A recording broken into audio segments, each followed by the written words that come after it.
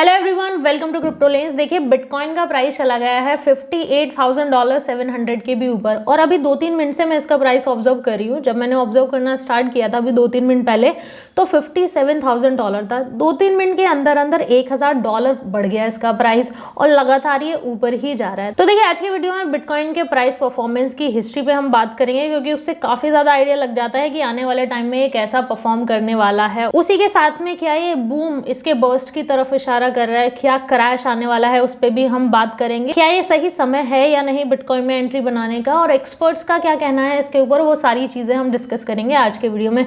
देखिए, अगर हम बिटकॉइन के प्राइस हिस्ट्री की बात करें तो 2021 के नवंबर में इसका प्राइस अपने ऑल टाइम हाई पर था, जो था $69,000। और उसी के कट्टू एक साल बाद हम देखें 2022 नवंबर में देखें तो इसका प्राइस चल रहा था $16,000। इतना ज्यादा नीचे आ गया, पूरा क्रिप्टो करेंसी मार्केट ही क्रैश हो गया। फिर कट्टू आ जाते हैं 2023 में। 2023 में बिटकॉइन ने अपने आप को स्टैब्लिश करना स्टार्ट किया। 2023 के फर्स्ट क्वार्टर में, जो कि 2022 में प्राइस चला था $16,000 पे, 2023 के फर्स्ट क्वार्टर में ये आया $20,000 के ऊपर। अगर हम 2023 के सेकंड क्वार्टर की बात करें तो सेकंड क्वार्टर में इसका प्राइस आ गया $30,000 के ऊपर। और फिर अगर हम थर्ड क्वार्टर की बात करें तो इसका प्राइस चला गया $40,000 पे। अब 2024 में आ गया है $58,000 के भी ऊपर।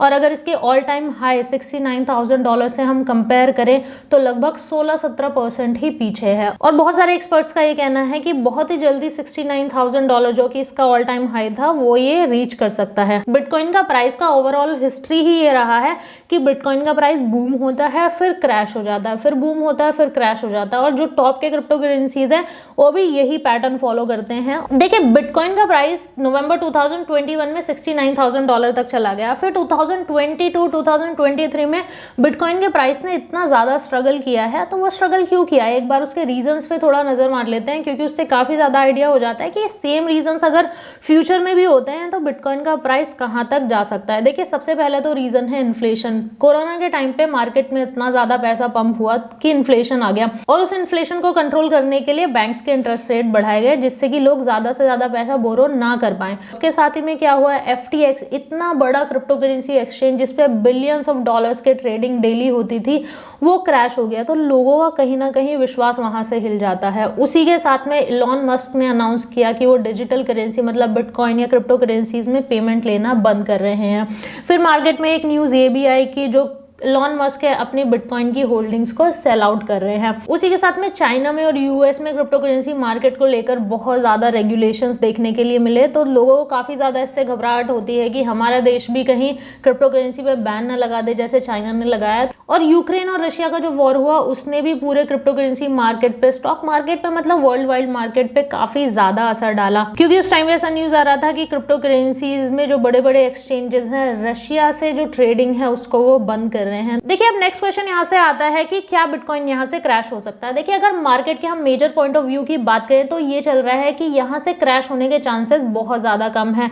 सबसे पहला तो रीजन ये है कि ETF जब से अप्रूव हुआ है तो बिटकॉइन के जो बाइंग का प्रेशर है वो बहुत ज्यादा बढ़ गया है। नए नए इन्वेस्टर्स यहाँ पे आ रहे हैं, लोगों का और ज्यादा ट्रस्ट बढ़ गया। आपको डायरेक्टली बिटकॉइन लेने की जरूरत नहीं है, आप वहां से ETF भी खरीद सकते हैं। और वोलेटिलिटी से, सिक्योरिटी से, अपने बिटकॉइन संभालने के टेंशन से, आपका की चोरी हो जाएगा, ये हो जाएगा, वो हो जाएगा, वॉलेट में डालिए, ये करिए, वो करिए, वो सब चीजों में आपको अभी नहीं पड़ना। आप ETF खरीद सकते हैं और वो काफी ज्यादा सिक्योर है। पूरी सिक्योरिटी की जिम्मेदारी उस कंपनी की है जहां से आप ETF खरीद रहे हैं। और नेक्स्ट क्या है, बिटकॉइन हाविंग पास में आ रहा है। बिटकॉइन हाविंग में जो माइनिंग रिवॉर्ड्स है वो जस्ट हाफ होने वाले हैं। 19 अप्रैल 2024 जो है एक्सपेक्टेड डेट है बिटकॉइन हाविंग की।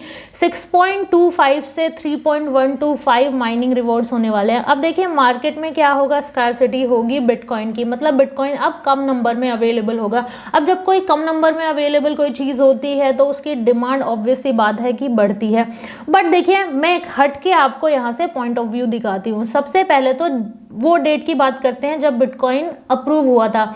जिस दिन बिटकॉइन अप्रूव हुआ वो थी डेट 10 जनवरी 2024। उस टाइम पे जो बिटकॉइन का प्राइस था वो चल रहा था $46,000। और जो major point of view market में था वो ये था कि अगर बिटकॉइन का ETF अप्रूव हो जाता है तो यहाँ से $50,000 का मार्क ये तुरंत क्रॉस कर जाएगा। बट हुआ क्या, जस्ट ऑपोजिट। जैसे ही बिटकॉइन का ETF अप्रूव हुआ, बिटकॉइन का प्राइस ऊपर जाने के बजाय नीचे आने लगा और बिटकॉइन का प्राइस चला गया $38,000 तक, 46 से 38 चला गया, बिल्कुल उल्टा हो गया। उसके बाद ये हालांकि पंप होना शुरू हुआ। तो देखिए बिटकॉइन और क्रिप्टो करेंसी मार्केट को ओवरऑल जितना मैंने ऑब्जर्व किया है लास्ट के 4 सालों में, तो ये रहा है जो मार्केट में मेजर पॉइंट ऑफ व्यू चल रहा होता है उसके जस्ट ऑपोजिट हो जाती हैं चीज़ें ज़्यादातर टाइम। क्योंकि देखिए इसके पीछे जो वेल्स होते हैं उनका काफ़ी ज़्यादा रोल होता है। वो देखते हैं मार्केट में क्या पॉइंट ऑफ व्यू चल रहा है कि ऊपर जाएगा ऊपर जाएगा ऊपर जाएगा, मतलब सब बाई कर रहे होंगे, यहाँ पे बाइंग प्रेशर बढ़ रहा है। तुरंत से क्या करते हैं, वो अपना पैसा पीछे खींच लेते हैं और बिटकॉइन के प्राइस को डंप करा देते हैं। हमने सोचा था बिटकॉइन का प्राइस जाएगा ऊपर, बट बिटकॉइन का प्राइस आ जाता है नीचे। देखिए अभी वीडियो बनाते बनाते $57,000 से 58 और आखिरकार $59,000 भी यहाँ पे क्रॉस कर गया है। तो देखिए क्रेजी ये पंप होता हुआ यहाँ पे दिखाई दे रहा है। तो देखिए जब इतना ज़्यादा बूम आता है, एक बबल बन जाता है, वो बबल फूटता ही फूटता है, बबल वो बर्स्ट होता ही होता है। और देखिए नेक्स्ट क्या रीज़न है कि बिटकॉइन क्रैश हो सकता है, काफ़ी ज़्यादा चांसेस हैं, क्योंकि बिटकॉइन हाविंग जो आ रहा है उसके पास में जो बिटकॉइन माइनर्स होंगे अभी क्या है, उनकी माइनिंग की जो डिफिकल्टीज़ है और ज़्यादा बढ़ने वाली है। माइनिंग डिफिकल्टीज़ बढ़ने का मतलब क्या है, उनको और ज़्यादा इक्विपमेंट्स चाहिए होंगे माइनिंग के लिए। अब देखिए इक्विपमेंट्स में पैसा लगाने के लिए वो क्या करेंगे, अपने बिटकॉइन की जो होल्डिंग्स है उसको बेचना स्टार्ट करेंगे। तो वहाँ पे भी एक सेलिंग प्रेशर मार्केट में आ सकता है अगर बिटकॉइन माइनर्स अपने बिटकॉइन जो उन्होंने होल्ड कर रखे हैं उनको बेचना स्टार्ट करते हैं तो। और देखिए सेलिंग प्रेशर आता है तो मार्केट का प्राइस वापस नीचे जाने के चांसेस हैं। उसी के साथ में नेक्स्ट के रीज़न है काफ़ी ज़्यादा रेगुलेशंस आ रहे हैं। अगर हम यूएस में SEC की बात कर लें, चाइना की बात कर लें और अगर हम इंडिया की बात कर लें, सारी गवर्नमेंट पीछे पड़ी हुई है क्रिप्टो करेंसी मार्केट को रेगुलेट करने के लिए। और देखिए अगर बहुत बड़ा रेगुलेशन, बहुत बड़ी चीज़ कोई सामने आ जाती है जिसको अभी प्रिडिक्ट नहीं किया जा सकता, बट कुछ भी हो सकता है, कोई भी कंट्री कुछ भी डिक्लेयर कर सकती है। अगर ऐसा होता है तो मार्केट का प्राइस वापस नीचे जाने के चांसेस है, क्योंकि देखिए ऐसी चीज़ें हो जाती हैं, अलग अलग फैक्टर्स पर डिपेंड करता है, कोई अंडरलाइंग एसेट तो है नहीं। तो आसपास क्या हो रहा है, कहीं वॉर हो रही है, यूएस की गवर्नमेंट ने कुछ बोल दिया, चाइना ने कुछ बोल दिया, इंडिया ने कुछ बोल दिया, बड़ी बड़ी कंट्रीज ने कुछ बोल दिया, तो उनका सीधा असर पड़ता है इसके प्राइस पर। तो देखिए अगर अचानक से कुछ आ जाता है, कुछ बड़ा रेगुलेशन आ जाता है, क्योंकि ऑलरेडी जब से G20 समिट हुआ है कंट्रीज इसके रेगुलेशंस पे काम कर रही है, तो ऐसा कुछ आ जाता है तो फिर से प्राइसेस का डंप हो सकता है। तो देखिए नेक्स्ट क्वेश्चन आता है कि क्या ये सही समय है बिटकॉइन में इन्वेस्टमेंट करने का। देखिए जो मेरा पॉइंट ऑफ व्यू है, जितना मैं मार्केट को ऑब्जर्व करती हूँ, यही है कि बिटकॉइन का प्राइस ऑलरेडी काफ़ी ज़्यादा ऊपर चल रहा है, काफ़ी ज़्यादा पंप हो रखा है। तो यहाँ पे आपको फोमो में नहीं आना है। फोमो में आएंगे तो काफ़ी ज़्यादा लॉस होने के चांसेस है। जो मेरा तरीका है क्रिप्टो करेंसी मार्केट में इन्वेस्टमेंट करने का, वो ये है कि मैं शॉर्ट टर्म गेन में नहीं जाती हूँ कि आज डालूंगी कल निकाल लूंगी। मेरा जो मेन एम रहता है लॉन्ग टर्म इन्वेस्टमेंट का रहता है, क्योंकि शॉर्ट टर्म में बहुत ज़्यादा वॉलेटाइल है बिटकॉइन। बट अगर आप लॉन्ग टर्म में जाएंगे, आने वाले 5-10 सालों का सोचेंगे, तो श्योरली जो बिटकॉइन है और जो अच्छे क्रिप्टो करेंसीज है वो ऊपर ही जाएंगे।